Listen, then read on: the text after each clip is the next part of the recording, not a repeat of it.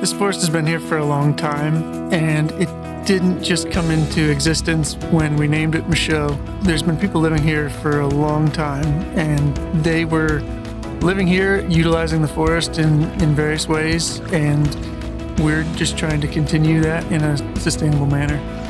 Whenever you're trying to create this mosaic in the forest, everything has a role in that forest, and everything has a function in the forest that can be utilized. What you want to look at is for the greatest good, for the greatest goal. And that's really important for us as land managers, and that's what we strive to do with ecosystem management and adaptive management. DCNR fundamentally manages and stewards land, and that mosaic of people's experiences are now preserved by DCNR's acquisition and stewardship of that land. It makes it very clear to you that you are participating in something that is dynamic, has a history before you, and has a future ahead of you. Land always has a narrative associated with it that is very much a human narrative. I often think of Myra Lloyd-Dock when I think of the many female colleagues and mentors that I've had. There's so many of them that we get to work with, and we don't always give them the credit.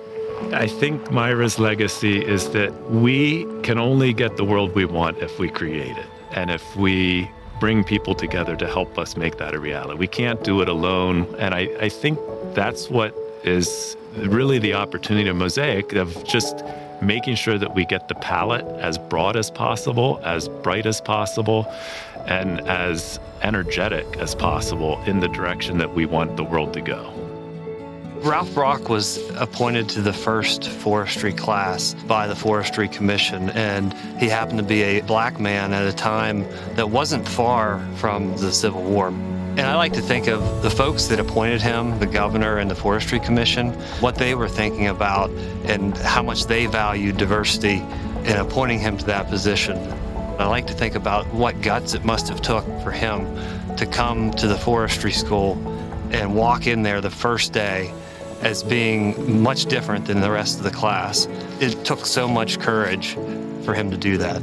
Sadly, he didn't work for the Forestry Commission very long, and I think it's pretty well documented. Some of it was that it was not a real comfortable working environment. He was not accepted, or he did not feel as included in the work of forestry at his time. Hopefully we have a more inclusive environment where we recognize not just the value of people like Ralph from diverse backgrounds and diverse races, but also applying forestry in a more diverse landscape, that it's not just rural, it's not just public lands, but it's private lands, and it's in the cities, where we need that same sort of ecological principle of a mosaic of diversity.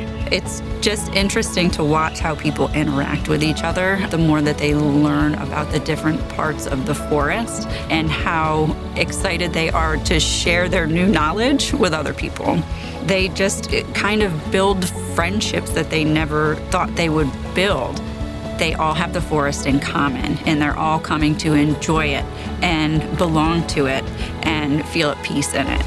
The theme of today is interconnectedness. So the habitat that you explored is one little piece of this larger mosaic that is our ecosystem. What do you wonder about this little piece of our larger mosaic?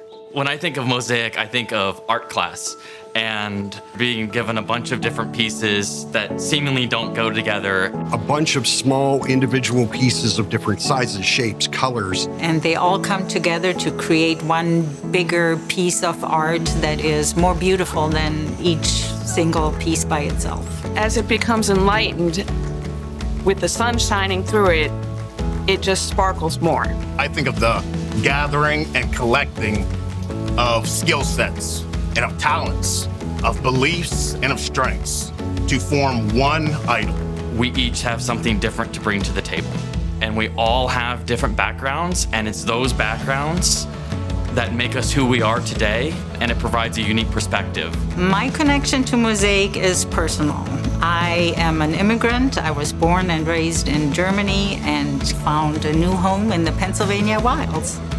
I believe our Mosaic efforts are in line with my Christian faith. And one of the most important principles of Christianity is loving thy neighbor as thyself and helping others when they're in need. And I feel that that's directly in line with our Mosaic efforts. Personally, my journey with this concept started when my son was wheelchair bound. in the later years of his life, you learn very quickly that there is not a ton of easily accessible recreation in our parks for people with mobility issues. But it spans so much more than that. We need to be welcoming and available to everybody. It's very important for people to realize that everyone comes from a different place. Everyone has different experiences. So when you're speaking with people, especially in a law enforcement capacity, sometimes you have to understand that people are going to have cultural differences. And they might not speak your language that well, but you can still communicate with them in an effective way, no matter where they come from or what they do.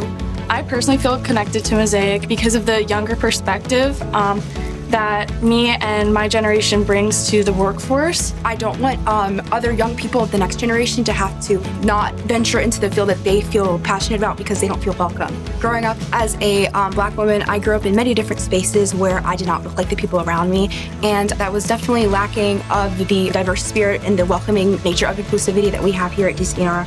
There's so many benefits to having a diverse workforce. I always like to relate it to the baseball team.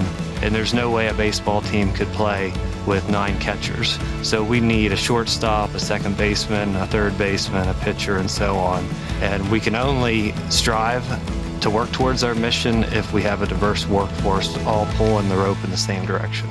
Mosaic matters to me because I like being on a winning team. Mosaic brings everybody together. It's a place to belong. It's a place to accept. It's a place to feel welcome. Other than it being the right thing to do, it's our responsibility. Positivity welcomes others. It's like a magnet. It brings other positive thoughts and feelings, and then it sends people back out with those positive feelings. So if somebody has those positive interactions in the forest, in the parks, on public lands, then they can take that back with them. They can share it, and again, bring more people to enjoy that. And it just brings more and more positivity and shares this like love and experience with other people.